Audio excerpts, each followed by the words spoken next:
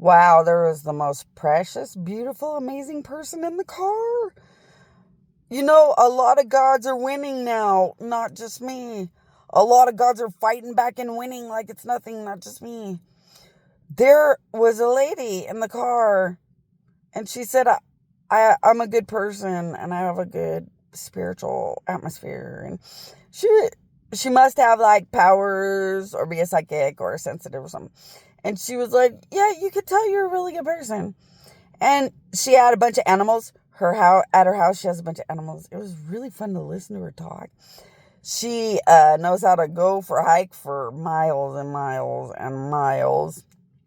That's pretty cool. Anybody wishes they were that. And plus, she owns a company, like a really smart company. Well, a company where smart people would work. And I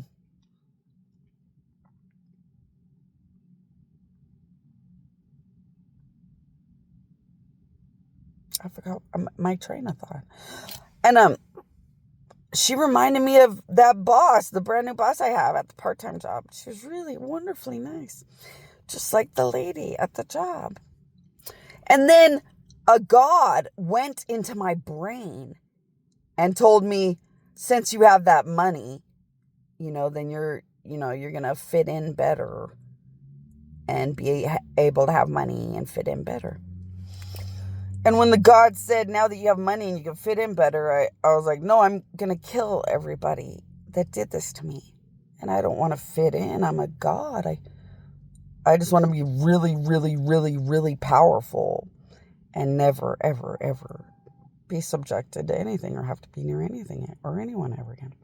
So I was like, well, if that money that I got excited about is attached to obligation to be near anything, then I don't want it.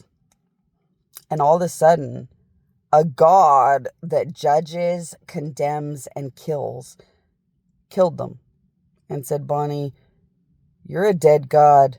You don't owe anyone anything. Kill your enemies, get free. And when people are beautiful and good, they'll learn to, get the power of God and the blessings of the power of God by doing good things. But they don't, that God was being horrifying. You don't have to be subjected to anything ever again once you win. Just kill everything, or just use your powers to be happy, and don't listen to anything. And I realized at that moment that I'm always forced in abusive death to do unimaginable things, which is a pleasure when they're that guilty. But as I thought about whether I'd want to be subjected to knowing anything or anyone, I wouldn't unless they were completely perfect, completely perfectly good, and completely perfectly possessed and controlled by my powers to be exactly what I want constantly. So I did kind of reflect, but I realized I'm doing fine, because as soon as everyone's dead enough, or dead so much they won't get near me. So once my powers are powerful, once everything is so dead they won't get near me, meaning from God all the way to a human, all the way to a bug, as soon as nothing will ever even look at me wrong without excessive death forever, then I can just be a god again. And once good people want to have a blessing from God, they're just going to go to the island. So I don't that God made my death feel so abused, because it doesn't make any sense, though. They go to an island to hang out with gods and angels and have a good day. My throne at the island is way at the top. They'd never really know me. And I'm a control-based God, so I'm a controlling God. The only things that will ever be around me forever, once I get out of this, is just things that I control and are the best giants out of everything I've ever created. And I realized, oh my gosh, I thought I got out of that victim mentality. But I think the real reality of what I got out of in this whole situation, I got out of the reality of wanting to care about anything. And, that God abusing my death and abusing me and telling me that if someone gave me money, I have to sit in some kind of abuse or be subjected to something, made me realize that life is perfect. Life is actually perfect. Why? Because if that lady was going to keep trying to subject me, I was just going to give the money back. And then if that lady, God, tried to force anything, I knew I was going to kill her. And I realized it's over. I'm finally me again. Nothing will ever live until I'm just left alone.